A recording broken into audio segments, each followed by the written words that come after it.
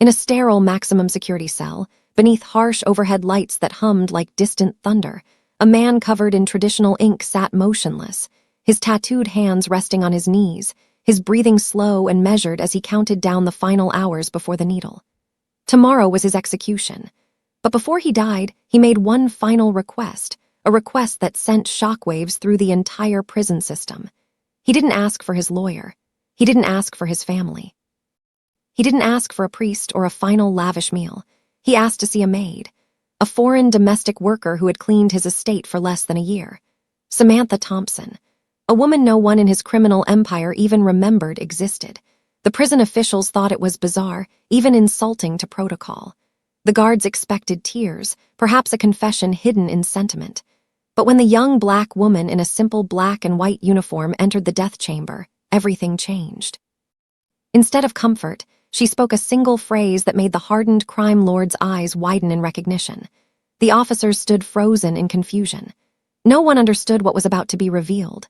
Moments later, a truth emerged, one that would shake the foundations of Seoul's underworld and expose a conspiracy that reached into the highest levels of power. Stay with us because this story will leave you breathless. Before we start, make sure to hit like and subscribe. And really, I'm curious. Where are you watching from? Drop your country name in the comments. I love seeing how far our stories travel. The Seoul Maximum Security Detention Center woke before the city stirred. Long before the first rays of dawn touched the concrete walls topped with spirals of razor wire. A suffocating silence hung in the corridors, the kind that only appeared on execution days. Even the guards, men who had witnessed countless deaths and heard every desperate plea imaginable, moved with unusual weight today. Their boots struck the polished floor with a rhythm that sounded less like footsteps and more like a funeral drum. At the far end of death row, in a cell stripped of everything except a metal bed and a wooden chair, sat a man whose name had once paralyzed the streets of Seoul with fear. His name was Sun Mun-hee, former crime syndicate leader, former kingpin of the Korean underworld, former dragon who ruled the shadows, now nothing more than a number in an orange jumpsuit, waiting for the final door to open. But Mun-hee wasn't trembling. He wasn't pleading with heaven. He wasn't making frantic phone calls to his legal team. He sat perfectly still on the wooden chair, back straight despite the weight of his fate, hands folded in his lap, eyes fixed unwaveringly on the heavy steel door across from him. His traditional tattoos, dragons and phoenixes that wound around his arms and disappeared beneath the prison uniform, seemed to pulse under the fluorescent lights. The guards watching him through the reinforced glass exchanged troubled glances. "He hasn't moved in 2 hours," one whispered nervously. "Yeah," the other replied, his voice barely audible. "Makes it worse somehow, like he knows something we don't." Mun-hee heard every syllable, but his expression remained unchanged. His mind had traveled far beyond these walls, back to a time before the trial, before the massacre, before the night that destroyed everything he had built. A time when the scent of incense filled his private estate. A time when shadows moved through his hallways, invisible and overlooked. A time when a quiet woman in a maid's uniform saw everything while everyone else saw nothing. A sharp electronic buzz shattered the silence as the security doors began their unlocking sequence. Every guard in the corridor straightened to attention. The warden entered, flanked by 2 officials carrying clipboards, their faces carved from stone. This was the protocol, the final confirmation, the last walk before death. "Sun Mun-hee," the warden announced, his voice cutting through the air like a blade. "You will be transferred to the execution chamber in approximately 2 hours. If you have any additional final requests beyond the one already granted, state them now." Mun-hee lifted his gaze slowly. His eyes, dark and unfathomably deep, locked onto the warden's. When he spoke, his voice was calm, almost serene. "No, just her." The warden nodded once. He already knew about the request. The entire facility did. It had been the subject of heated debate for days. Sun Mun-hee's last wish before execution was to see a domestic worker, a black maid who had worked in his private residence years ago. Many officials found it incomprehensible. Some thought it was a trick, a scheme to pass information. Others wondered if the notorious crime boss had finally lost his mind, choosing nostalgia over strategy in his final hours. but the request had been approved after extensive background checks and security protocols. Samantha Thompson had been located, interviewed, cleared, and was now being escorted to the facility. Arrangements had been finalized. The warden cleared his throat. She's being processed through security now. You'll see her in the designated visiting area before the procedure begins. Munhee closed his eyes briefly, and for the first time in months, something resembling peace crossed his face. "Thank you," he said quietly. As the officials departed, guards began their preparations, checking equipment, positioning themselves at strategic points, their movements mechanical yet tense. The atmosphere grew heavier with each passing minute, as though the building itself was holding its breath. Outside the prison gates, a black sedan had already arrived, carrying the woman who held the key to everything. Inside the cell, Sun Munhee inhaled deeply, filling his lungs with the recycled air of captivity. Today might be the day he died, but it was also the first time in years he allowed himself to hope. Before Sun, Munhee became inmate number 44,127. He was a name whispered with fear in every dark corner of Seoul's criminal underworld. The warden remained standing just outside the cell, his leather-bound protocol manual tucked under one arm, his reading glasses perched on the bridge of his nose. He had done this 47 times before. 47 condemned men and women who had sat exactly where Sun Munhee now sat, listening to the same clinical recitation of their final hours. But something about this one felt different. Something about the way Munhee's eyes never left that steel door, as if he could will it to open through sheer force of concentration. "Inmate Sun," the warden began, his voice adopting the practiced neutrality of a man who had learned long ago not to let emotions seep into these moments. "As per the regulations of the Republic of Korea's criminal justice system, I am required to inform you of the execution protocol that will be followed in exactly 1 hour and 43 minutes. Munhee said nothing. His hands remained folded in his lap, his breathing steady, his gaze unwavering. The dragons tattooed across his forearms seemed to coil tighter in the harsh light. The warden continued, flipping open the manual to a page marked with a red ribbon. "At 0900 hours, you will be escorted from this cell to the preparation chamber. There, you will be given the opportunity to change into the designated execution garments. You will then be allowed a 15-minute window with any approved visitors. In your case, that is Ms. Samantha Thompson, who is currently undergoing final security screening." At the mention of her name, something flickered across Munhee's face. Not quite a smile, not quite relief, something older and more complicated. "Following the visitation period," the warden went on, his finger tracing down the printed text, "you will be transferred to the execution chamber. Medical personnel will insert the intravenous lines. You will be given the opportunity to make a final statement, which will be recorded and entered into the official record.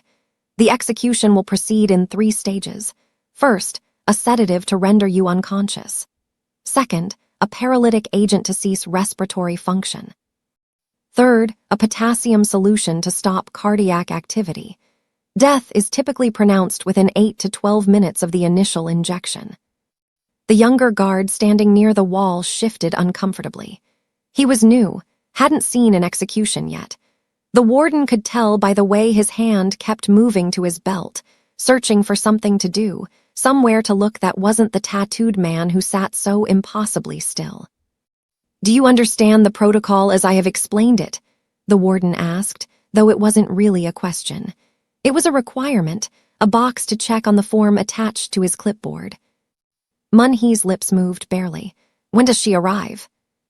The warden blinked. Of all the responses he'd received over the years, desperation, anger, resignation, pleading, this singular focus on a visitor was perhaps the strangest. He glanced at his watch. "Ms. Thompson's vehicle entered the facility grounds approximately 12 minutes ago. She is currently in processing. Background verification, metal detection, contraband screening, the standard procedures. She should be cleared within the next 20 to 30 minutes. "She'll be here before," Munhee said quietly, and it wasn't a question either. It was a statement of absolute certainty. The warden studied him for a long moment. Sun Mun-hee had been a model prisoner for the 18 months he'd spent on death row.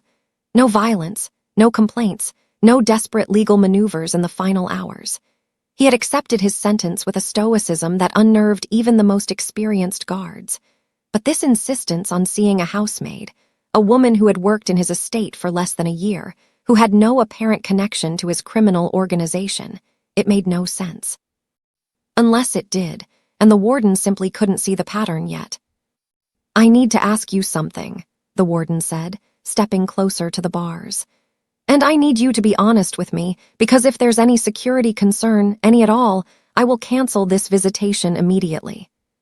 Mun-hee finally turned his head to look at the warden directly. His eyes were bloodshot from lack of sleep, but they were clear, frighteningly clear. "Ask. Is Ms. Thompson carrying anything for you? Messages, items, information? Is this visit about transferring assets, communicating with your remaining associates, anything that would compromise the integrity of this facility?" For the first time since the warden had entered the corridor, Sun Mun-hee smiled. It was a terrible smile, sad and knowing and bitter all at once. "No," he said softly. "She's not carrying anything. She is the message." The warden frowned. "Explain." "I can't, not to you, not until she's here." Mun-hee returned his gaze to the door. "But I can tell you this. When she walks through that door, when she speaks, you'll understand why I didn't ask for my lawyers. You'll understand why I stopped fighting the appeals. You'll understand everything." A chill ran down the warden's spine, though he couldn't explain why. He'd dealt with manipulation before, with condemned prisoners who played mind games in their final hours, grasping for any psychological advantage, any delay, any crack in the system. But this didn't feel like manipulation. This felt like prophecy. "The protocol will be followed exactly as outlined," the warden said firmly, closing his manual. "No deviations, no extensions. You have 15 minutes with Ms. Thompson and then we proceed. Those are the rules." "Rules," Mun-hee repeated, and there was something almost amused in his tone. "Yes, everyone followed the rules. That's how I ended up here." The warden wanted to press further, wanted to understand what was happening beneath the surface of this conversation, but a sharp electronic tone interrupted them. The senior guard standing at the corridor entrance pressed his radio to his ear, listened, then nodded. "Warden," he called out. "Visitor has cleared security. She's being escorted to holding room 3. Mun-hee's entire body tensed, not with fear, but with anticipation. Like a predator who had been waiting in tall grass, finally catching the scent of approaching prey. Or perhaps like prey finally seeing the hunter who could end the chase. "Prepare the visitation area," the warden ordered. "Full surveillance, 2 guards inside, 2 outside. I want audio and video recording from 3 angles." "Sir," the senior guard hesitated. "Is that necessary for a housemaid?" The warden looked back at Mun-hee, who had risen from his chair and now stood facing the door, his hands at his sides, his shoulders squared. He looked less like a condemned man and more like a soldier preparing for one final battle. "Yes," the warden said quietly. "I think it is." The minutes crawled by like wounded animals. The guards performed their checks, their movements echoing in the hollow space. Somewhere in the building, Samantha Thompson was being led through corridors she had never seen, toward a room she had never entered, to meet a man she had once served tea to in a mansion that no longer existed in anything but memory and evidence photographs. Mun-hee didn't sit back down. He stood there, utterly motionless, while the clock on the wall ticked away the seconds of his life. 1 hour and 27 minutes until the needle. 1 hour and 27 minutes to prove that he wasn't the monster they believed him to be. 1 hour and 27 minutes to find the ghost who had haunted him since the night the blood flowed. The warden watched him from the corridor, trying to reconcile the stillness of this moment with the violence detailed in the case files. The massacre had been brutal. 17 men dead, all members of Mun-hee's own organization. The evidence had been overwhelming. Forensics, witness testimony, motive. An open and shut case, the prosecutors had called it, a gang war that consumed itself. But standing here now, watching the way Mun-hee waited, the warden felt the first stirrings of doubt. Not about guilt or innocence, those weren't his to determine, but about completion. About whether the story that had been told in the courtroom was actually finished, or if there were pages still unread. The radio crackled again. Visitor is ready, beginning transport to visitation area. Munhee exhaled slowly, and the warden could have sworn he saw the man's hands trembling. Not with fear, with hope. And hope, the warden had learned, was the most dangerous thing a condemned man could carry into his final hours. "Let's go," the warden said, and the cell door began its slow, mechanical slide open. The rain had been falling for 3 days straight when the night came that would destroy everything son Munhee had built. It was the kind of rain that Seoul only saw in late autumn, cold and relentless, turning the streets into black mirrors that reflected the neon signs of the Gangnam district in fractured, bleeding colors. Inside the private estate on the hillside, behind walls topped with security cameras and wrought iron spikes, the rain was just a distant sound, like static on an old television. Munhee remembered the incense.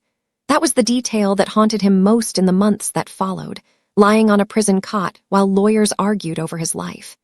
The incense had been burning in the main hall, thick coils of it hanging from the ceiling beams, filling the air with smoke that smelled of sandalwood and something else, something he couldn't identify then and still couldn't name now.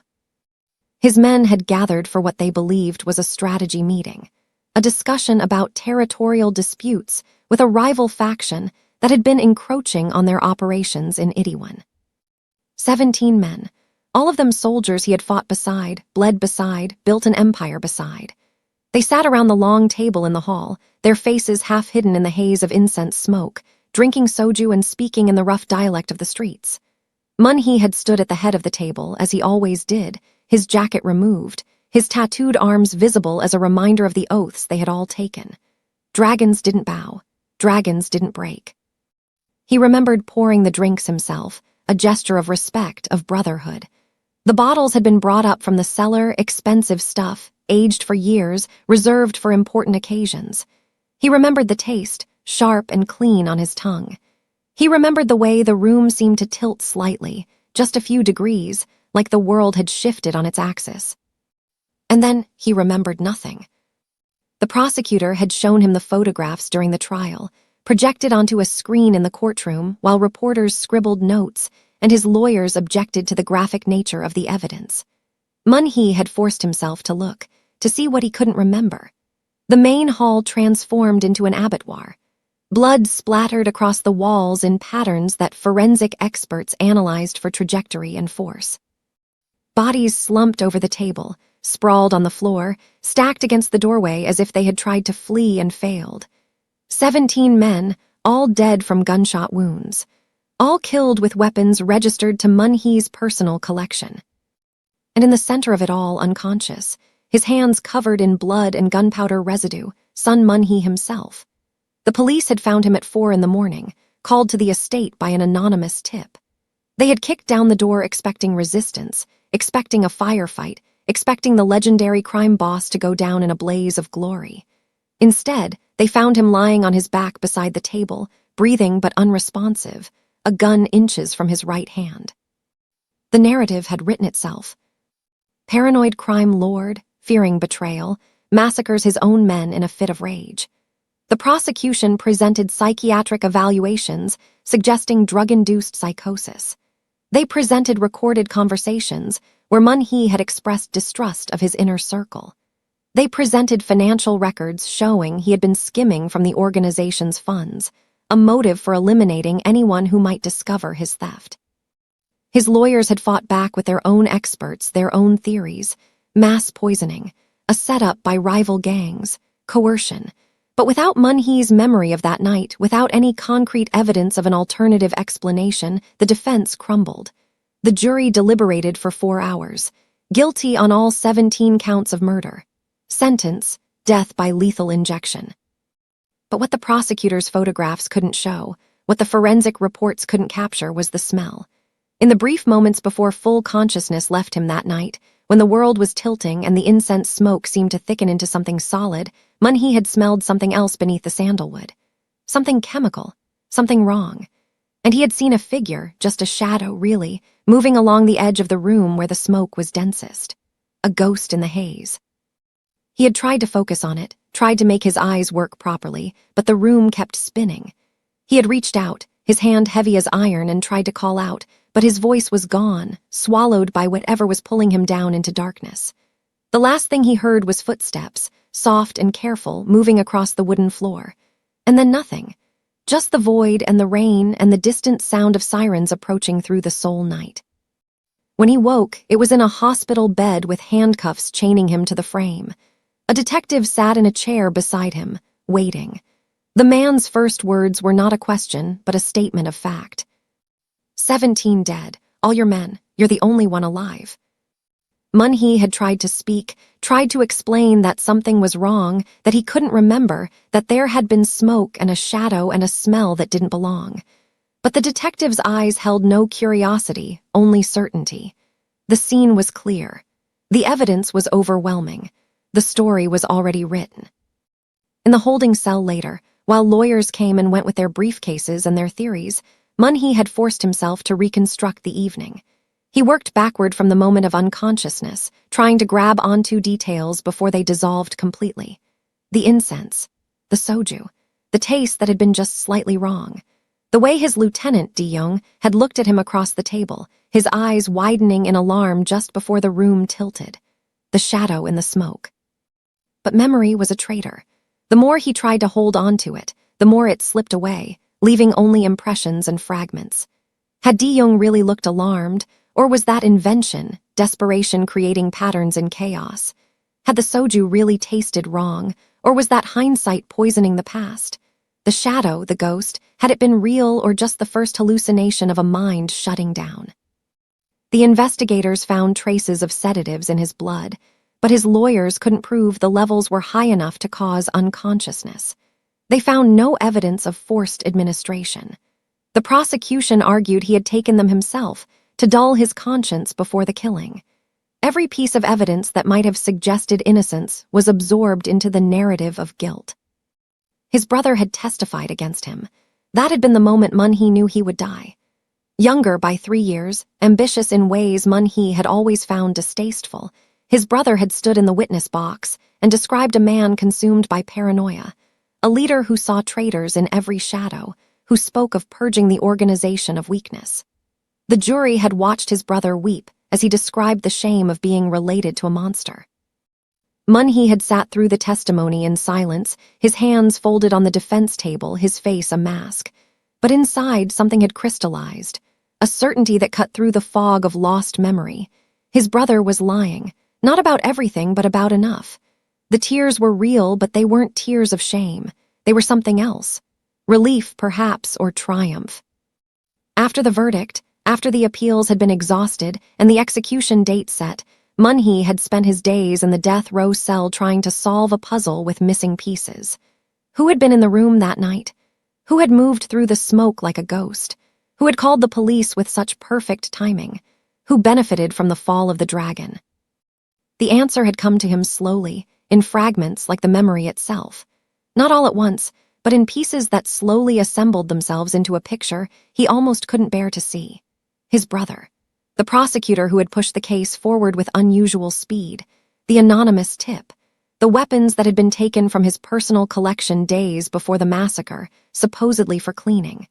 The way certain evidence had been emphasized while other evidence had been ignored. But knowing and proving were different animals. Without memory, without witnesses, without anything but suspicion and logic, he had nothing. Just the certainty that he had been betrayed by blood, and that 17 good men had died so that power could change hands in the organization he had built from nothing. And then, 3 weeks before his execution, lying in his cell in the darkest hours of the morning, he had remembered something. A face barely glimpsed through the incense smoke. Not a ghost. A person.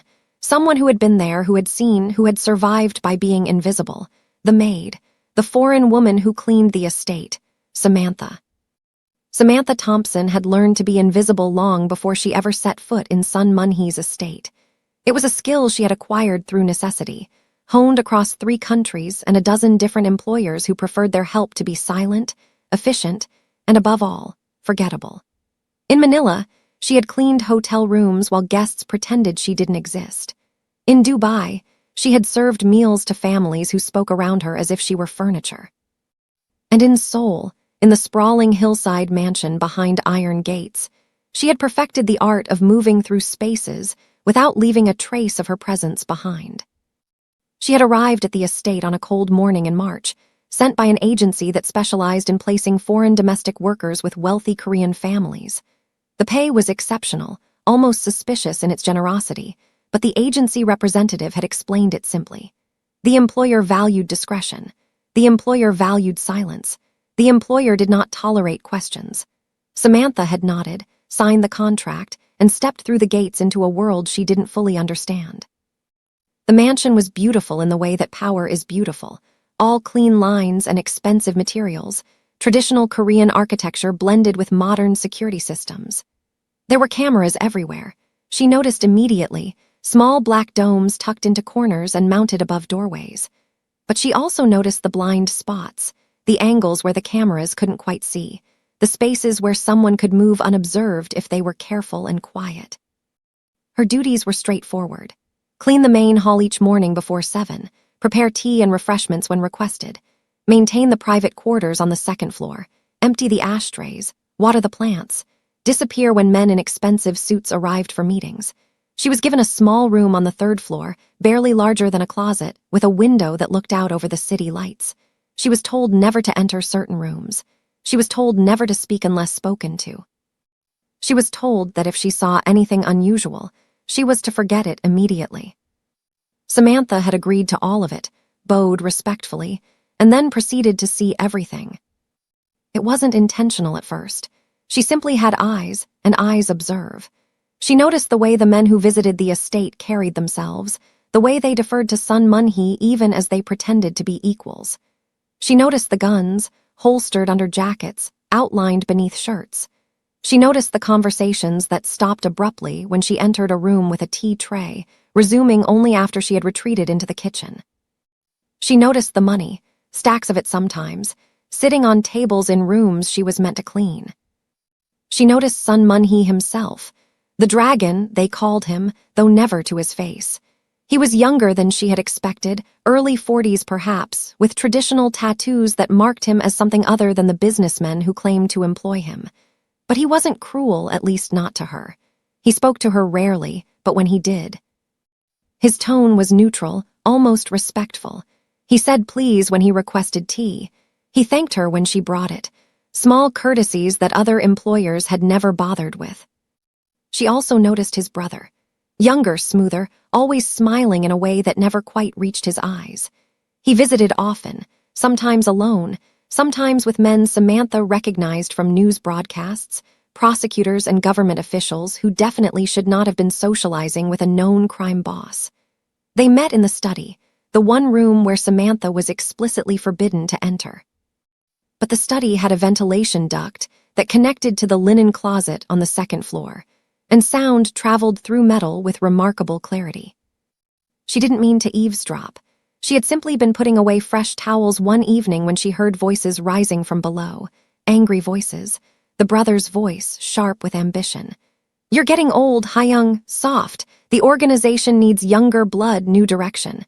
And Mun-hee's voice in response, calm but edged with warning. "Loyalty is not negotiable, remember that." Samantha had frozen, a towel clutched in her hands, barely breathing. She knew she should leave, should close the closet door and retreat to her room.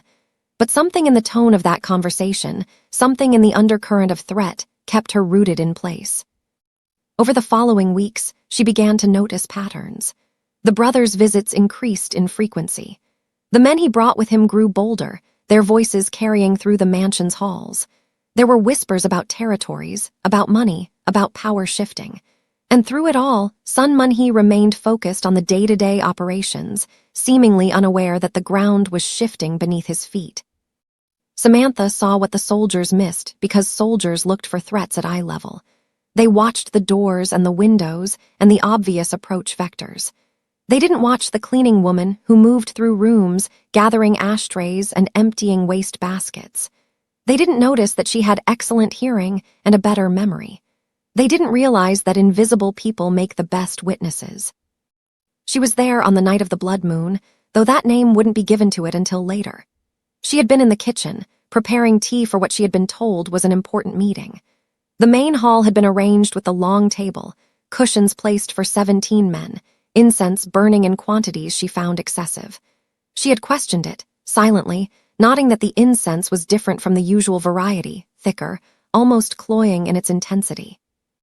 She had served the first round of tea, moving silently around the table, filling cups, her eyes downcast as expected. The men barely glanced at her. She was furniture, background, nothing.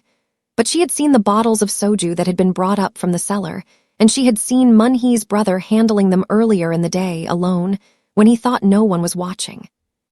She had retreated to the kitchen, as protocol demanded, but something had felt wrong. The incense was too thick. The air in the hall had seemed charged with tension that went beyond business discussions. And the brother had left, she realized. He had been there when she served the tea, but now his seat was empty, and she hadn't heard him announce his departure. So she had done something she had never done before. She had opened the service door, the one that led from the kitchen to the back hallway, and she had watched. Through the crack in the door, through the haze of incense smoke, she had seen Sun Mun-hee stand, seen him pour drinks for his men, seen him raise his own glass in a toast. She had seen the way he swayed slightly, gripping the table edge for balance. She had seen the confusion on his face, the moment when he realized something was terribly wrong. And she had seen the figure in the smoke, not a ghost, but a person wearing a mask, moving along the wall where the incense was thickest.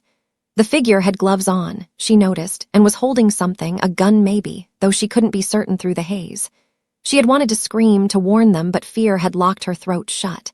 She was a foreign domestic worker in a house full of criminals. Who would believe her? Who would protect her? She had watched Sun Mun-hee collapse, watched his men start to fall one by one, their bodies going slack, the drugged soju doing its work. And then she had watched the figure begin to shoot, methodical and efficient, eliminating the unconscious men with precision. The sound had been muffled somehow, suppressed, each shot a soft cough in the thick air. Samantha had stumbled backward, her hand over her mouth, her mind screaming at her to run. But she had forced herself to remain calm, to think. Running would draw attention. Running would make her a target. So instead, she had retreated to her room, quiet as always, invisible as always, and she had waited. The prosecutors wanted to bury Sun Mun-hee without a second thought because he was an easy target. A known criminal, feared and hated, with enemies in every corner of the city. His conviction would be celebrated, a victory for justice in a system that rarely delivered it. No one would ask uncomfortable questions. No one would look deeper. And certainly, no one would listen to a foreign maid who claimed to have witnessed a conspiracy. If you believe that prejudice and a broken justice system shouldn't win, hit the subscribe button now to stand with the truth. Don't let the villains win. When the police arrived hours later, sirens splitting the night, Samantha had already made her decision. She would survive. She would stay invisible, but she would remember everything. The conference room on the 3rd floor of the Seoul Maximum Security Detention Center had been designed for efficiency, not comfort. Gray walls, fluorescent lighting, a table scarred with coffee rings, and the weight of difficult decisions. 6 people sat around that table on a Tuesday morning, 3 days before Sun Mun-hee's scheduled execution, and the tension in the room was thick enough to choke on.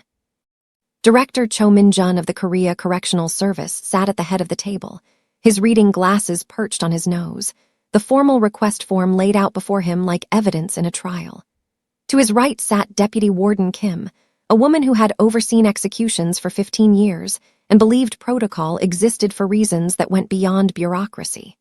To his left, Legal Counsel Beek, young and ambitious, his tablet already pulled up to relevant case law. Across from them sat Prosecutor General Yoon, who had personally overseen Mun-hee's conviction and had no interest in complications 3 days before justice was finally served. Beside him, 2 representatives from the Ministry of Justice, their faces carefully neutral, their presence a reminder that this decision would be scrutinized at the highest levels. Director Cho cleared his throat and read from the form. Final visitation request from inmate Sun Mun-hee, death row prisoner number 44127. Requested visitor, Samantha Thompson, foreign national, former domestic worker. Relationship to prisoner, former employee. Security classification, civilian, no criminal record. Request filed under Article 73 of the Correctional Service Act, which allows condemned prisoners one final visit from a person of their choosing, subject to security approval. This is absurd, Prosecutor Yoon said before the director had even set the paper down. A maid. He wants to see a maid. Not his lawyer, not his family, not a spiritual advisor. A woman who worked in his house for less than a year, 4 years ago. Deputy Warden Kim nodded slowly. I share the concern. The timing is suspicious. 3 days before execution, after months of silence, he's planning something. Planning what exactly? Legal counsel Beek asked, tapping his stylus against the tablet. Ms. Thompson has been thoroughly vetted. No criminal history, no known associations with criminal organizations, no travel to suspicious locations. She works at a hotel in Itaewon now, lives in a small apartment in Yongsan. By all accounts, she's exactly what she appears to be.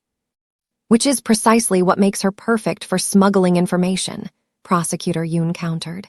She's invisible. That's the point. Mun-hee's organization is still operational, even with him in prison. This could be about transferring knowledge of accounts, locations of evidence, instructions for retaliation.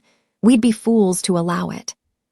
One of the ministry representatives, an older woman with steel-gray hair, spoke for the first time. Has Ms. Thompson been interviewed about this request? Deputy Warden Kim consulted her notes. Yes, 2 days ago. She seemed surprised by it, actually. She claims she hasn't had any contact with Sun Mun-hee since his arrest. She said she was cleaning rooms at the hotel when our investigator approached her. She thought it was a mistake at first. And yet she agreed to come, Prosecutor Yoon said pointedly. She said she felt she owed him the courtesy of listening, the deputy warden continued. Her exact words were, he was never unkind to me. If he wants to say goodbye, I will go. Director Cho removed his glasses and rubbed the bridge of his nose. He had been in corrections for 32 years, had seen every manipulation, every scheme, every desperate gambit that condemned prisoners attempted in their final days. But he had also seen genuine human moments, flashes of redemption or closure that reminded him that even the worst criminals were still human beings facing the ultimate ending. What did our security assessment conclude? He asked. Legal counsel Beek swiped through screens on his tablet.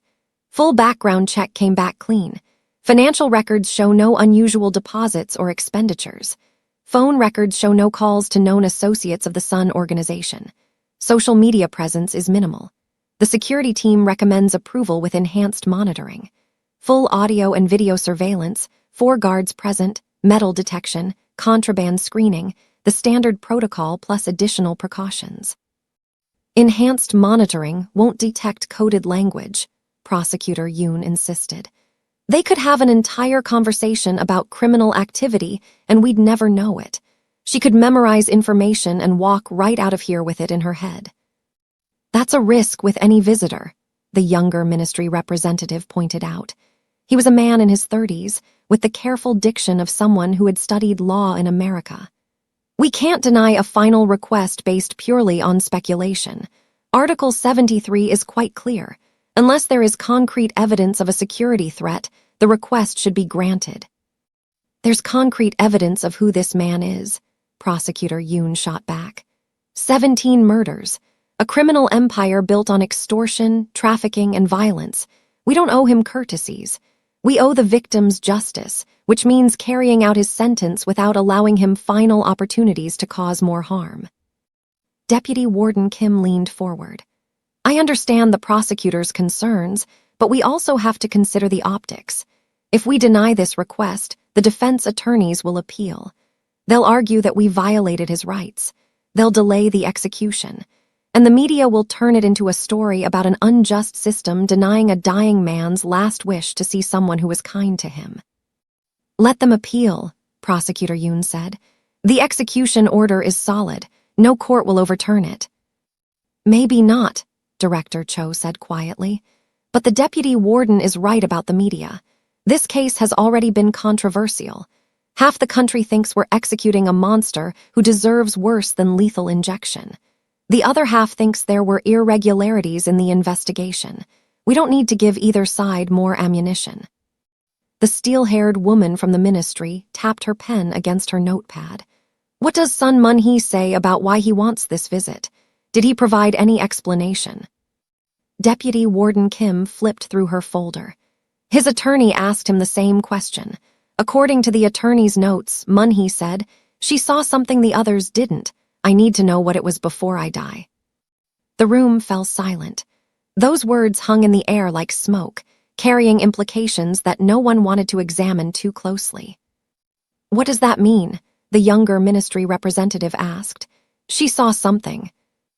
Legal counsel Beek was already typing. Ms. Thompson was employed at the estate during the relevant time period. She would have been present in the household in the weeks leading up to the massacre, if she witnessed something related to the crime. Then she would have been interviewed by investigators, Prosecutor Yoon interrupted sharply. Every person who worked at that estate was questioned. Every delivery person, every guard, every servant. If this woman had seen anything relevant, it would have come out during the investigation. Unless she didn't realize it was relevant, the deputy warden said slowly. Or unless she was too frightened to come forward. She's a foreign worker, no legal protections, no connections. If she witnessed something involving powerful people, she might have chosen survival over testimony. Prosecutor Yoon's face had gone red. This is conspiracy theory nonsense. The case was investigated thoroughly by multiple agencies. The evidence was overwhelming. Sun Mun-hee was found unconscious at the scene, covered in blood, surrounded by his dead men. There is no mystery here. There is no conspiracy. There is only a criminal trying to create doubt in his final hours. Director Cho stood, walking to the window that overlooked the prison yard. Outside, rain was beginning to fall, light drops that would soon turn into another autumn storm. He thought about the 46 executions he had overseen, the faces of men and women who had sat in that same cell where Sun Mun-hee now waited. Some had been defiant. Some had been broken. Some had been at peace. But none had made a request quite like this one. "We're overthinking this," he said finally, turning back to the table. "The law is clear. He has the right to a final visit. Ms. Thompson poses no obvious security threat. We implement enhanced monitoring, we limit the visit to 15 minutes, we have guards present at all times. If they discuss anything that raises concerns, we intervene. But we grant the request." "Director Cho," Prosecutor Yoon began, but the director raised his hand. "My decision is final. The execution will proceed as scheduled, but Sun Mun-hee will see his visitor. Prepare the necessary security protocols." The prosecutor gathered his files with sharp, angry movements. "This will be noted in my report to the ministry. If anything goes wrong, if this becomes a security incident, the responsibility lies with this office." "Duly noted," Director Cho said calmly. As the meeting broke up, legal counsel Beek approached the director quietly. "Sir, do you think there's any possibility that he's telling the truth, that she actually did see something?" Director Cho looked at the young man for a long moment. "In 32 years, I've learned that the truth is rarely as simple as we want it to be. But in 3 days, Sun Mun-hee will be dead, and whatever he knows or doesn't know will die with him. The least we can do is let him ask his questions." The visitation room was smaller than Samantha had imagined. She had expected something from the movies, glass partitions and telephone receivers, harsh lights and cold metal. Instead, she found herself in a space that might have been an interrogation room, windowless and pale, with a single table bolted to the floor and 2 chairs facing each other across its scarred surface. 4 guards stood at attention in the corners, their hands resting near their belts, their eyes tracking her every movement. 2 cameras mounted on opposite walls captured every angle, their red recording lights blinking in steady rhythm. She had been searched 3 times, once at the main gate, where her small purse had been emptied and each item examined. Once in the processing center, where a female guard had patted her down with professional efficiency, and once more at the entrance to the visitation wing, where she had passed through a metal detector that beeped at the underwire in her bra until a supervisor waved her through. They had taken her phone, her keys, even the small cross she wore on a chain around her neck. She stood in the room, wearing only her clothes, and the weight of 4 years of silence. The door at the opposite end of the room opened with a mechanical click. 2 more guards entered first, scanning the space with practiced vigilance, and then Sun Munhee walked through, his hands cuffed in front of him, his feet shuffling in the laceless shoes all death row inmates were required to wear. He looked smaller than she remembered, though perhaps that was the effect of the orange jumpsuit that hung loose on his frame. His face was thinner, carved down to sharp angles, but his eyes were the same, dark and intelligent and searching. Their gazes met across the distance of the small room, and Samantha felt her breath catch. She had prepared herself for this moment, rehearsed what she might say, how she might act. But seeing him here, reduced to this, awaiting death for crimes she knew he hadn't committed, it took all her control not to break. "You may sit," one of the guards announced. "You have 15 minutes. Any physical contact will result in immediate termination of the visit. Keep your hands visible at all times." Samantha moved to the chair and sat, her hands folded on the table before her. Munhee did the same, his cuffed wrists resting on the metal surface. The distance between them was less than 2 feet, but it felt like a chasm. For a long moment, neither spoke. The guards shifted weight from foot to foot. One of the cameras adjusted its angle with a faint whirring sound. Rain tapped against the building somewhere above them, a distant percussion. "Thank you for coming," Munhee said finally, his voice rougher than she remembered, textured by months of disuse and resignation. "Of course," Samantha replied, and was surprised by how steady her own voice sounded. "You asked for me." "I did." He studied her face as if trying to reconcile memory with reality. "You look well. The years have been kind." "Kinder than to you," she said, and immediately regretted the words. But Munhee's lips twitched in something that might have been the ghost of a smile. "Yes, prison is not known for its rejuvenating properties." He glanced at the guards, then back to her. "I imagine you're wondering why I wanted to see you." Samantha chose her words carefully. "I assumed you wanted to say goodbye. We weren't close, but we were cordial." "Cordial," he repeated, as if testing the word. "Yes, you were always professional, always quiet. I appreciated that about you." He paused, his fingers drumming once against the table before stilling. "Do you remember the incense we used to burn in the main hall?" The question seemed to come from nowhere, hanging in the air between them. Samantha felt her pulse quicken, but she kept her expression neutral. "The sandalwood? Yes, I remember." "Not just sandalwood," Munhee said softly. "There was something else mixed in, especially that last night. Do you remember the smell?" One of the guards shifted position, listening more intently now. Samantha could feel the weight of their attention, the suspicion that this conversation was coded, that meanings were being passed beneath the surface of innocent words. "It was very strong that night," she said carefully.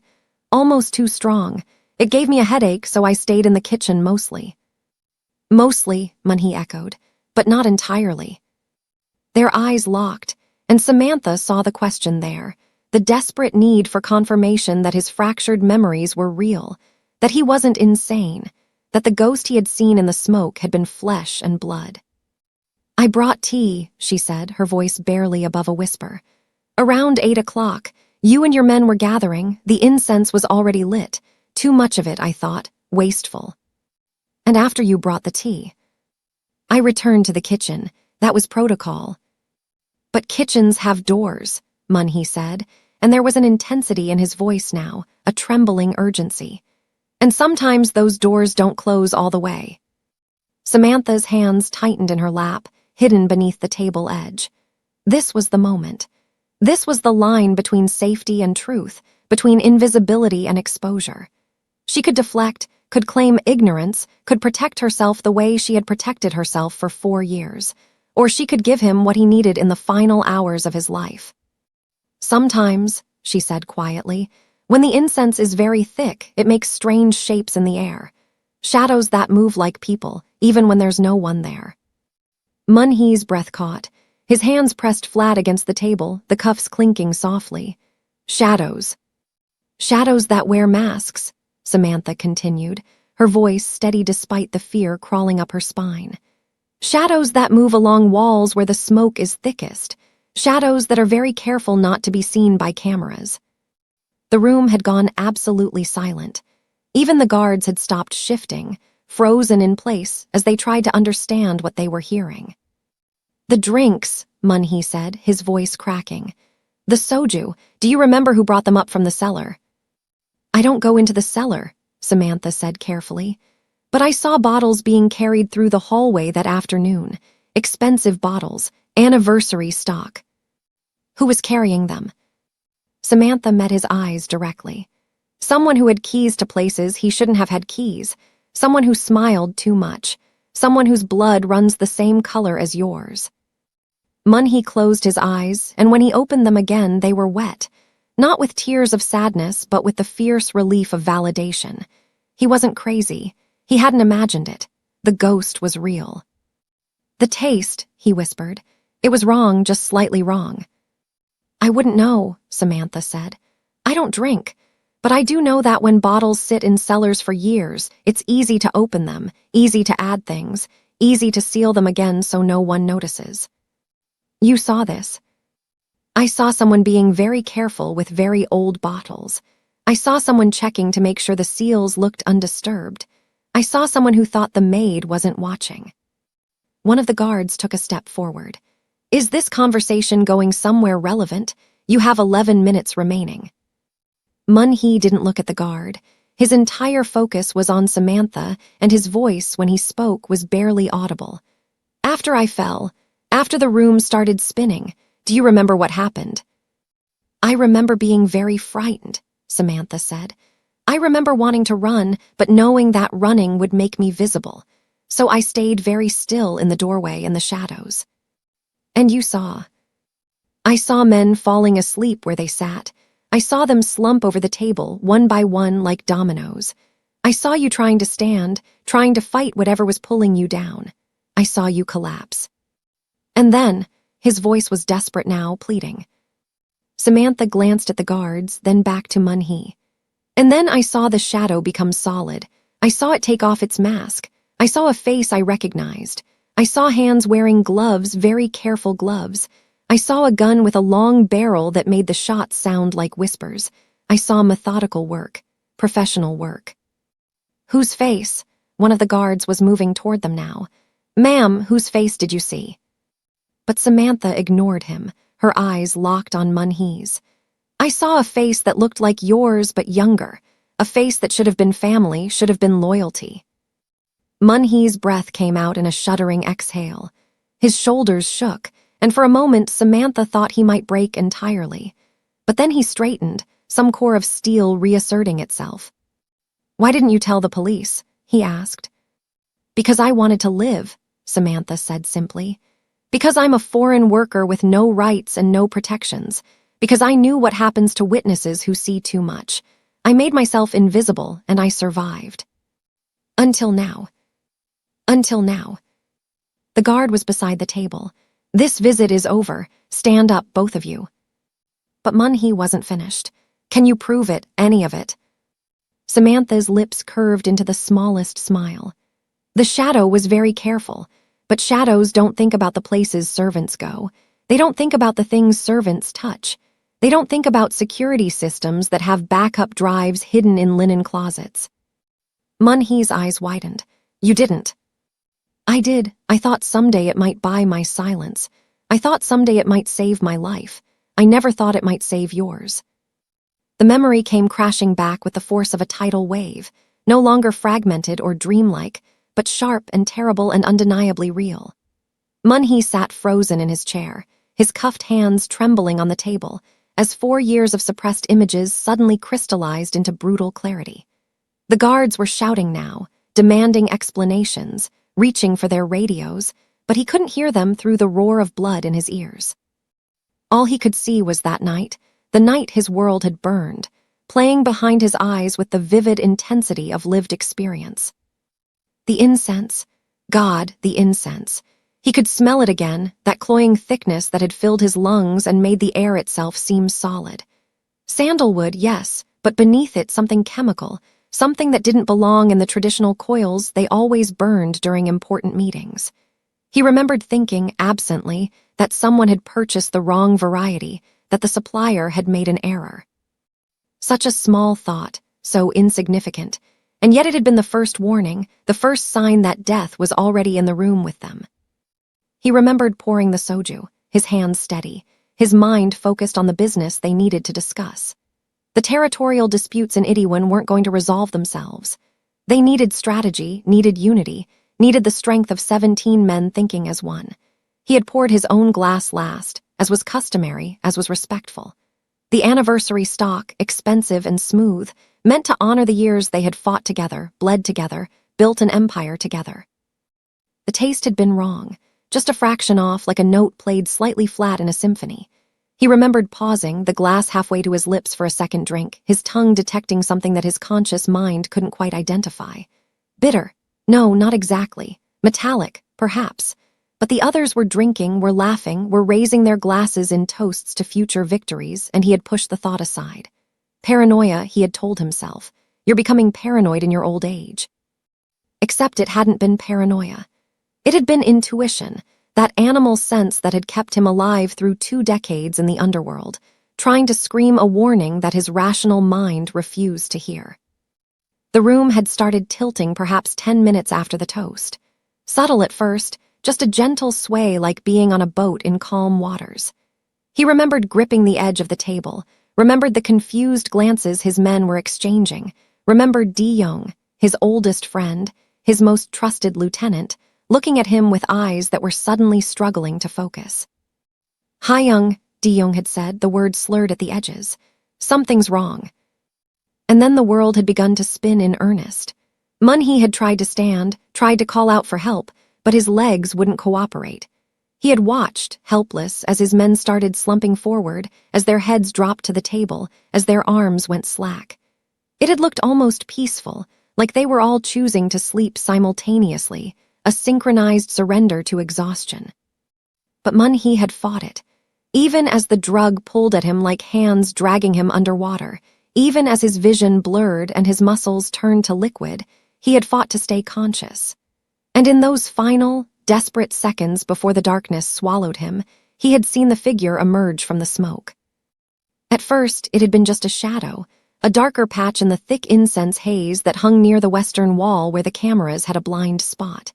He had thought it was a hallucination, a side effect of whatever poison was coursing through his veins. But then the shadow had moved with purpose, had stepped forward, and Mun-hee had seen the mask, a simple black cloth covering the nose and mouth, protecting the wearer from the drugged air. The figure had been methodical. It had walked to each fallen man, checking pulses, ensuring the sedative had done its work. And then it had begun the killing. Gun drawn, suppressor attached, each shot placed with professional precision. Pop, pop, pop, the sound barely louder than the rain on the windows. 17 men, 17 bullets, 17 lives ended while they slept. Mun-hee had tried to move, tried to scream, tried to do anything, but his body was a prison. He could only watch through half-closed eyes as the massacre unfolded, as his brothers were executed one by one, as the blood began to pool and spread across the floor. And then the figure had approached him, had stood over him, gun pointed at his head, finger on the trigger. This was it, Mun-hee had thought. This was the end. But instead of shooting, the figure had paused, had reached up with its free hand and pulled down the mask. The face that looked down at him had been his own face, or close enough. The same sharp cheekbones, the same dark eyes, the same bloodline written in bone structure and skin tone, but younger by 3 years, smoother, unmarked by the scars of leadership. His brother, his blood, his family. Sun Yi-sung had looked at him with something that might have been regret, or might have been triumph, or might have been both twisted together into an emotion too complex for simple nomming. He had crouched down, bringing his face close to Mun-hee's, close enough that Mun-hee could see the sweat on his forehead, could hear the slight tremor in his breathing. I'm sorry, Hayoung, Yi-sung had whispered, and Mun-hee couldn't tell if he meant it. But you were never going to step aside, and the organization needs fresh blood, needs someone who understands that the old ways are dying. You would have fought this change forever, and we'd all have died waiting for you to evolve. Mun-hee had tried to speak, tried to force words through his paralyzed throat, but only a groan had emerged, weak and pathetic. I'm not going to kill you, Yi-sung had continued, standing up, the gun still in his hand. That would be too clean, too merciful. No, you're going to live just long enough to be blamed for this. You're going to wake up surrounded by your dead men, covered in their blood with gunpowder on your hands. And when the police come, when they see what you've done, when the evidence all points to you, you'll understand how completely you've lost. He had pressed the gun into Mun-hee's hand then, wrapping his brother's fingers around the grip, firing 2 shots into the wall to ensure the residue would be present. And then he had stepped back, surveying his work with the critical eye of an artist examining a painting. The prosecutors are already on board, Yi-sung had said, almost conversationally. Prosecutor Yoon, specifically, he's been very helpful, ambitious man, hungry for a high-profile conviction.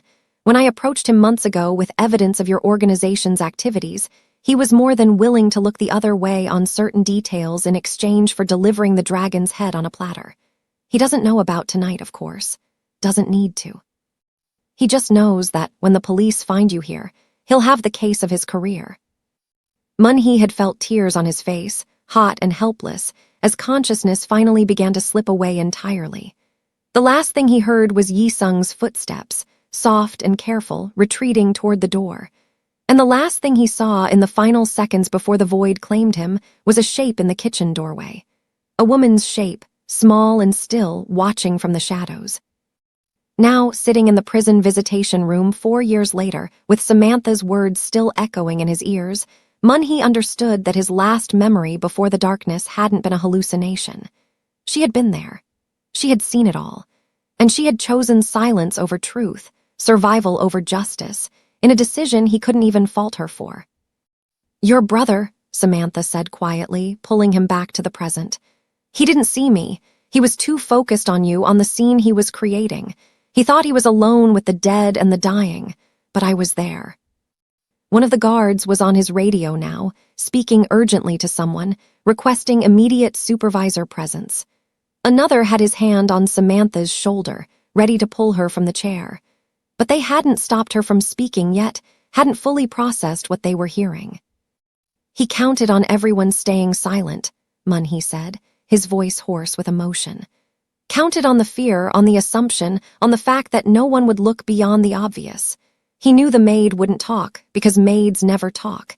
He knew the prosecutors wouldn't dig deeper, because they already had their monster. He knew I would die with the truth locked inside my broken memory. Betrayal by your own blood is the ultimate vice. Mun-hee's brother is banking on everyone staying silent so he can take the throne. Are you going to be a silent bystander, or will you like this video to show you're against family backstabbing? But you remember now, Samantha said. I remember everything.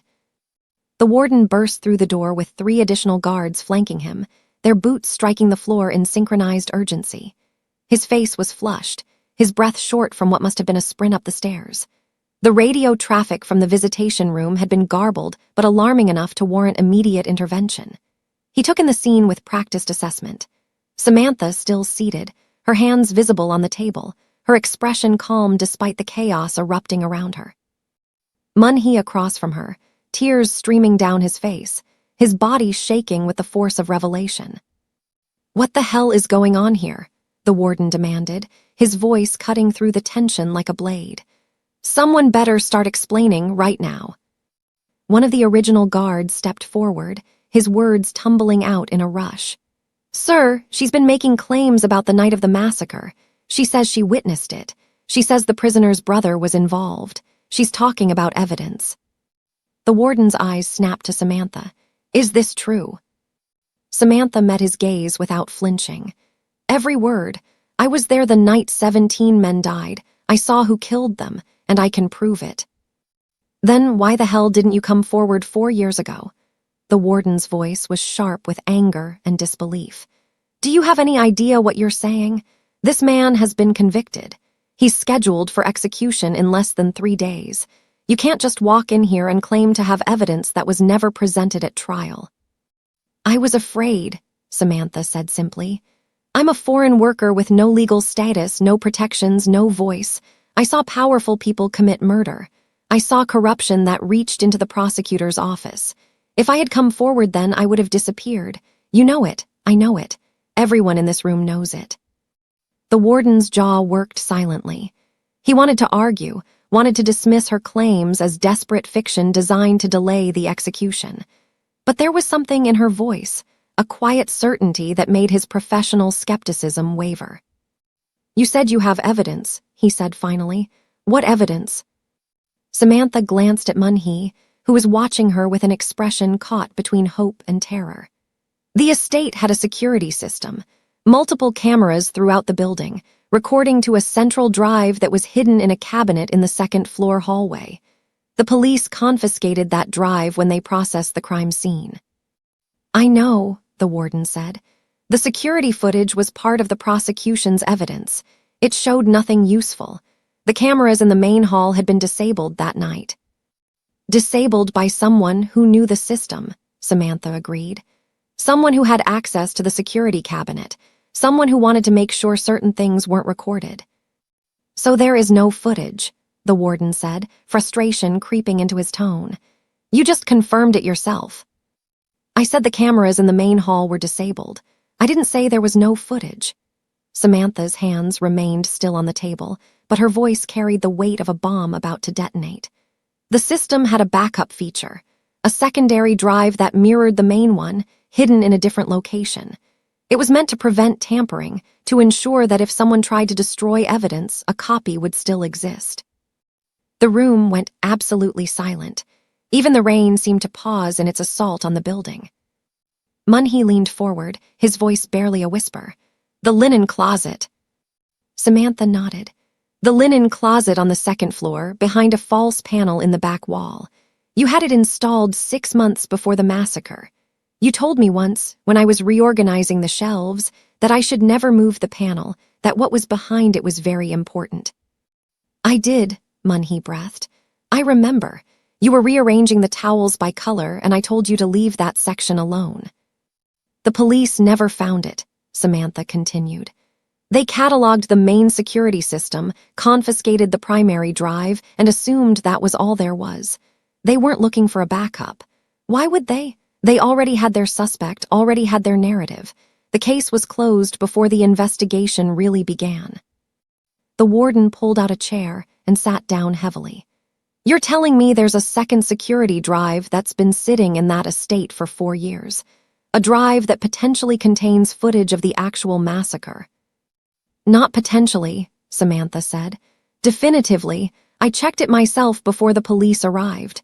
The backup system was still recording when the main system was disabled. It captured everything. One of the guards moved closer, his hand on his weapon as if footage might be a physical threat. If you knew this, if you had access to this evidence, why didn't you take it to the authorities? Because taking it meant exposing myself, Samantha said, her voice hardening. Because I watched powerful men commit murder and then watched those same powerful men manipulate the justice system. Because I knew that if I came forward, if I tried to be a hero, I would end up dead in an alley somewhere, written off as another foreign worker who got involved in things she shouldn't have. So you just left it there? The warden's disbelief was palpable. You left crucial evidence in an estate that's been sitting empty, that could have been demolished, that could have been searched by anyone. Not anyone, Mun-hee said, his voice gaining strength. The estate wasn't empty.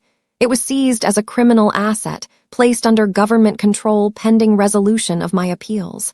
No one could touch it without authorization. And who was appointed administrator of the seized property? The warden's face went pale as understanding dawned. Your brother. My brother, Mun-hee confirmed, and there was bitter satisfaction in his tone. Sun Yi-sung, who convinced the courts that he was the only family member capable of managing the estate responsibly while I was imprisoned. He's had control of that property for 4 years. He could have searched every inch, could have found the backup drive and destroyed it. But he didn't know it existed, Samantha said. The backup system was your secret. You never told anyone about it, not even your most trusted men. You told me not to touch the panel, but you never explained why.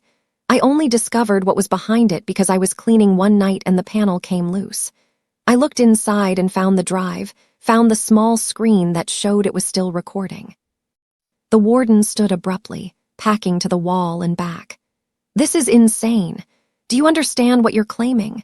You're saying there's evidence that could exonerate this man, evidence that's been sitting in a closet for 4 years, and you're only coming forward now, 72 hours before his execution. I'm coming forward because he asked to see me, Samantha said. Because for 4 years I've lived with the weight of what I saw, and I couldn't carry it anymore. I told myself I was being practical, that survival was more important than truth. But when the guards came to my apartment and told me he wanted to say goodbye, I realized I couldn't let him die for something he didn't do. Mun-hee's voice broke. Where exactly is the drive? Behind the panel, like I said, but there's more to it than just location. Samantha turned to face him fully. The backup system required a password to access the footage, a 6-digit code that had to be entered on the small keypad behind the panel. Without it, the drive is encrypted, useless. The warden threw up his hands. Of course it is. Of course there's a password. Do you know it? No, Samantha said, but he does. All eyes turned to Mun-hee, who sat very still, his mind clearly racing through possibilities. I set that password 4 years ago. I barely remember what I ate yesterday. You remember, Samantha said softly. You remember because you're sentimental in ways you pretend not to be. You remember because the password means something. Mun-hee closed his eyes, thinking. The room waited, breath held as he searched through memory. And then, slowly, his eyes opened. My mother's birthday, he whispered. 0817, August 17th. The only date I ever honored, the only piece of my past I kept sacred. Samantha nodded. I saw you enter it once when you were checking the system. You thought you were alone, but I was in the hallway putting away laundry. Your fingers on the keypad, and you said something under your breath. For you, Mother. That's how I knew where to look, what to remember. The warden grabbed his radio. I need a legal team here immediately. I need authorization to enter a seized property. I need someone from the prosecutor's office. And I need someone to explain to me how the hell we're supposed to handle this. There's one more thing, Samantha said, her voice cutting through the chaos. The estate isn't empty anymore. Sun Yi-sung moved back in 3 months ago. He's living there now, running the organization from his brother's house. If you send people to search for the drive, he'll know. And if he knows, the evidence will disappear before you can secure it. Mun-hee looked at the warden, and for the first time in 4 years, there was something other than resignation in his eyes. There was fight. Then you'll have to move fast, he said. You'll have to move before my brother realizes the maid finally spoke. The execution chamber was a room designed to erase humanity. Clinical white walls, polished to a sterile gleam.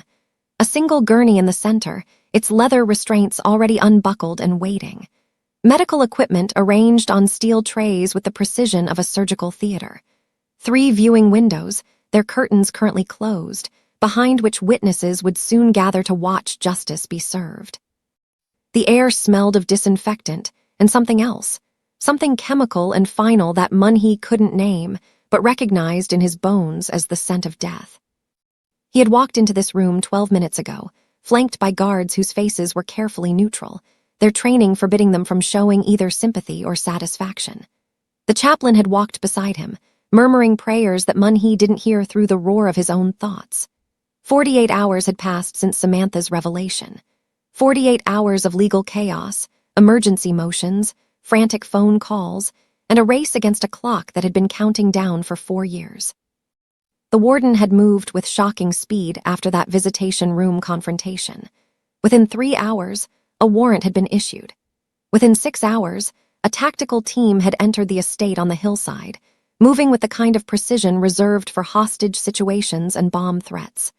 Sun Yi-sung had been at a restaurant in Gangnam when they breached the property, dining with associates who would later claim to have no knowledge of his criminal activities. He hadn't been there to destroy the evidence, hadn't been there to stop them from finding the linen closet, the false panel, the backup drive that had been waiting like a time bomb for someone to finally detonate it. But the legal system moved at the speed of bureaucracy, even in emergencies. The drive had to be authenticated, the chain of custody established, the footage analyzed by forensic experts who could testify that it hadn't been tampered with or fabricated. Defense attorneys had filed emergency appeals. Prosecutors, led by a suddenly pale and shaken prosecutor Yoon, had fought to have the new evidence excluded on procedural grounds. Judges had convened emergency hearings. The media had erupted in a frenzy of speculation and accusation. And through it all, the execution date had remained fixed. Today, 900 hours. Unless the Supreme Court intervened, unless someone with enough authority decided that truth mattered more than schedule, Mun-hee would die on the same timeline that had been set months ago. He lay on the gurney now, the leather restraints tight across his chest, arms, and legs. The prison doctor stood beside him, a young woman with kind eyes who seemed deeply uncomfortable with her role in this process. She had inserted the IV lines into both arms with professional efficiency, apologizing quietly when the needle missed the vein on the first attempt. The tubes snaked away to machines that would deliver the 3-stage cocktail of death, each chemical measured and calibrated to ensure a process that the state deemed humane. Through the window in the door, Mun-hee could see the warden in the observation corridor, speaking urgently into a phone. His face was drawn, his movements agitated. He had been on the phone almost constantly for the past hour, each call more heated than the last. Mun-hee couldn't hear the words, but he could read the desperation in the warden's body language, the way he paced and gestured and checked his watch with increasing frequency. The witnesses were filing into the viewing rooms now. Mun-hee could hear the shuffle of feet, the scrape of chairs, the hushed conversations that accompanied these grim proceedings. Family members of the victims, he assumed. Reporters granted permission to document the execution. Officials from the Ministry of Justice, there to ensure protocol was followed. He wondered if his brother was among them, if Yi-sung had the audacity to come and watch the final act of his betrayal. The warden entered the chamber, his face a mask of professional composure that didn't quite hide the turmoil beneath. He carried a clipboard, the official documentation of execution that had been signed by judges and witnessed by officials. He approached the gurney, his footsteps echoing in the sterile space. "Son Mun-hee," he said formally, his voice steady despite the tension radiating from every muscle. "In accordance with the ruling of the Seoul Central District Court, confirmed by the appeals process and ratified by the Supreme Court, you have been sentenced to death for 17 counts of murder. Before the sentence is carried out, you have the right to make a final statement. Do you wish to exercise this right?" Mun-hee turned his head as much as the restraints allowed, looking at the warden directly. "Where is the ruling on the new evidence?" The warden's jaw tightened. "The Supreme Court is still in session. I've been informed they're reviewing the final forensic reports." "How long do they need? The footage shows everything. My brother's face, the methodical killing, the setup. What more could they possibly need to review?" "The judicial process has its own timeline," the warden said, but there was no conviction in the words. He glanced at his watch. "I have my orders. Unless I receive official notification of a stay before 0900 hours, the execution proceeds." Mun-hee laughed, a harsh sound that echoed off the white walls. "Official notification. My brother murders 17 men, frames me for it, corrupts the prosecutor's office, and I'm the one strapped to a gurney waiting for official notification." The warden said nothing. There was nothing he could say. The law was the law, and he was its instrument, bound by rules and procedures that existed to prevent chaos but sometimes perpetuated injustice. The doctor checked the IV lines one final time, ensuring they were secure, ensuring that when the command was given, the chemicals would flow without obstruction. She avoided Mun-hee's eyes, her professional detachment cracking at the edges. This was someone's life, strapped to medical equipment, waiting for bureaucracy to decide if truth arrived in time. 8:57, 3 minutes until the scheduled execution time. The warden's phone rang, shrill and insistent. He grabbed it, pressing it to his ear. Yes. A pause. I understand, but I need something official. I can't halt an execution based on verbal assurance. Another pause, longer this time. Send it immediately. Fax, email, courier, I don't care, but I need documentation. He ended the call and looked at Mun-hee. The forensic team has confirmed the footage is authentic. They've identified your brother on camera. They've matched timestamps, verified that the recording is continuous and unedited. The evidence is solid. Then stop this, Mun-hee said, his voice cracking. You have confirmation. Stop the execution. I have verbal confirmation, the warden corrected. I need an official order from the Supreme Court. A stay of execution signed by a justice, transmitted through proper channels. Until I have that document in my hands, my orders stand. 8:58. The doctor positioned herself beside the injection controls, her hand hovering over the first button. Her eyes were wet, but her training held. When ordered, she would press that button, would start the sequence that would end a life, regardless of what she personally believed about guilt or innocence. The curtains on the viewing windows began to open, revealing the faces beyond. Reporters with notepads, officials with stone faces. And there, in the front row of the center window, Sun Yi-sung. Younger, smoother, dressed in an expensive suit, his expression carefully arranged into something that might have been grief or might have been anticipation. Their eyes met across the glass, and Mun-hee saw the truth written there. His brother had come to watch him die, to witness the final victory, to ensure that the only person who truly knew what happened that night was silenced forever. 8:59. The warden's phone remained silent. No fax machine hummed in the background. No email notification chimed. The Supreme Court, despite having the evidence, despite knowing the truth, was bound by its own procedures, its own timelines, its own need for perfect documentation before acting.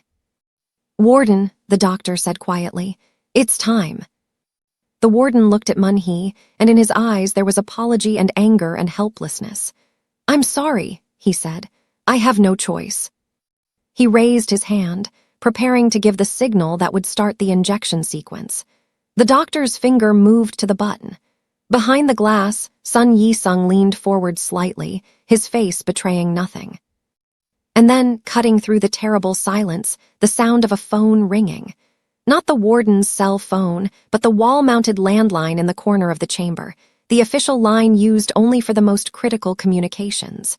The warden froze, his hand still raised. The phone rang again, insistent, demanding. Answer it, Mun-hee said. The warden crossed the room in 4 long strides, grabbing the receiver. Execution chamber. He listened, his face transforming from grim resignation to shocked relief. Yes, Justice, I understand. Yes, immediately. He slammed the receiver down and turned to the doctor. Stop! Everything stops. Do not touch those controls. The doctor's hand jerked back as if burned. Sir. Stay of execution, the warden said, his voice shaking with emotion he could no longer contain. Official order from Supreme Court Justice Han. The execution is stayed pending full review of new evidence. Formal charges are being filed against Sun Yi-sung and prosecutor Yoon. The case is being reopened. Mun-hee closed his eyes, and tears streamed down his temples, pooling in his ears. 900 hours.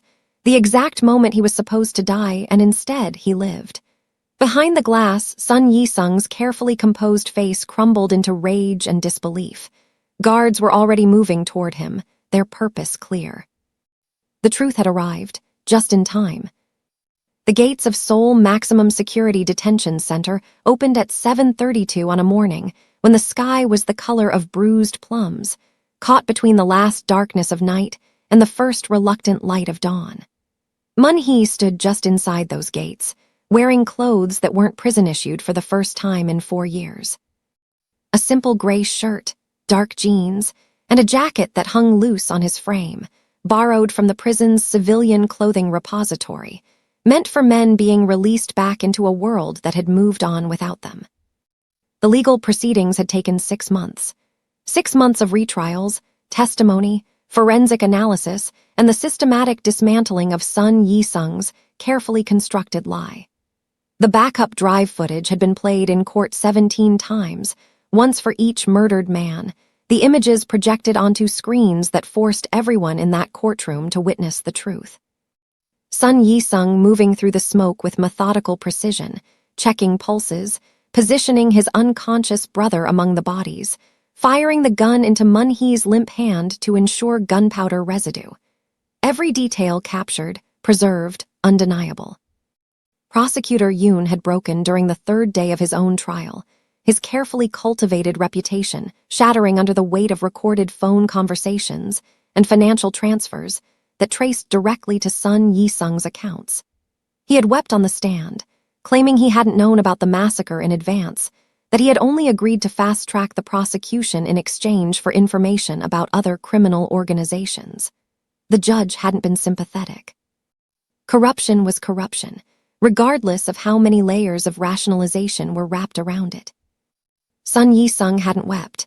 He had sat through his trial with the same cold composure he had worn while watching his brother nearly die, offering no defense, no explanation, no plea for mercy. When the verdict came down, 17 consecutive life sentences with no possibility of parole, he had simply nodded as if confirming an appointment. The last time Mun-hee had seen his brother's face was through the courtroom's security glass, and he had seen nothing there he recognized. No remorse, no rage, just the empty void where family should have been. Now, standing at the threshold between captivity and freedom, Mun-hee felt none of the triumph he had imagined during the long months in his cell. The truth had emerged, yes. Justice had been served, technically. But 17 men were still dead, 17 families still grieved, and no amount of legal resolution would return what had been stolen that night. He had been vindicated, but he couldn't be cleansed. A black sedan waited in the parking lot, its engine running, exhaust rising in pale clouds in the morning air. The warden stood beside it, his hands clasped behind his back, his expression caught between professional duty and something that might have been respect. "The car will take you wherever you want to go," the warden said as Mun-hee approached. "Your assets have been unfrozen, your properties returned. The organization has been dismantled by the authorities, but there are people who would follow you if you chose to rebuild.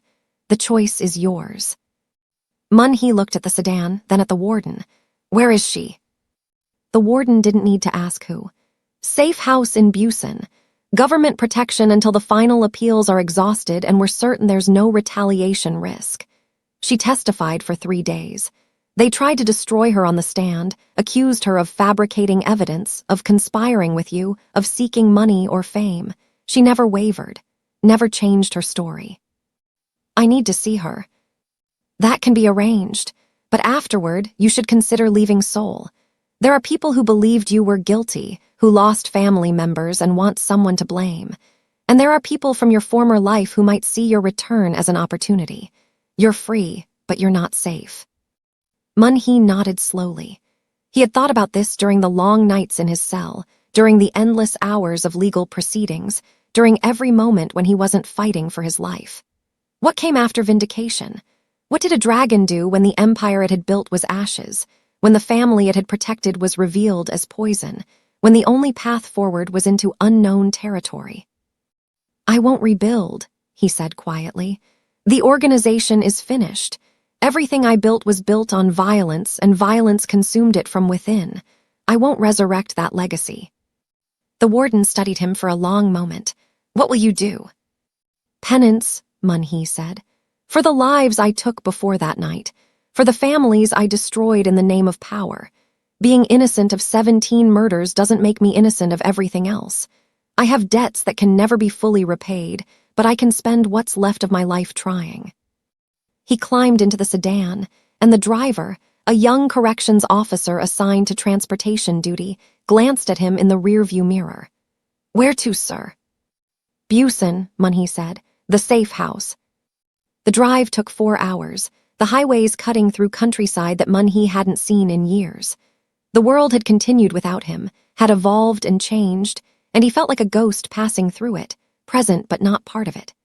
His phone, returned with his other belongings, buzzed constantly with messages from lawyers, from former associates, from reporters wanting interviews.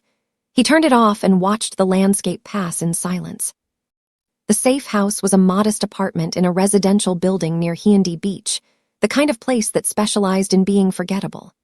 2 plainclothes officers stood guard in the lobby, and they checked Mun-hee's identification 3 times before allowing him into the elevator.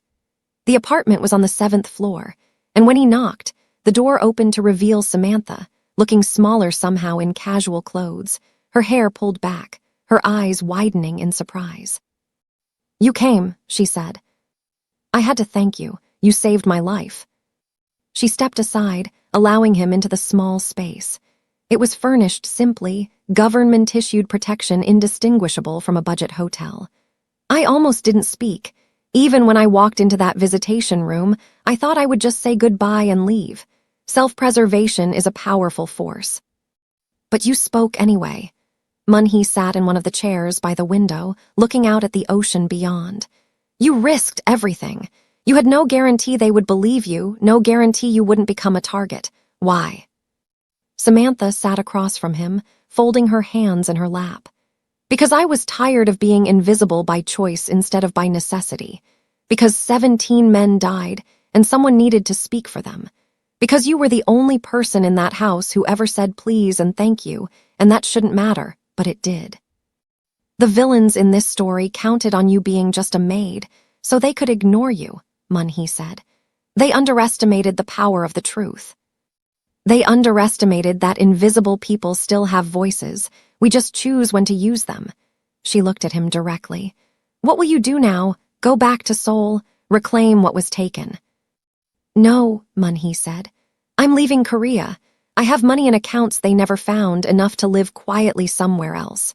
I'm going to find a place where no one knows my name, where I can do something useful with what's left of my life. Maybe build homes, maybe teach, maybe just exist without causing harm. That sounds lonely. It probably will be, but loneliness is better than returning to what I was. The dragon is dead. I'm just a man now, trying to figure out how to be better than my history. Samantha nodded slowly. The protection program is offering me relocation, a new identity, a new start in Canada or Australia. They say it's the safest option.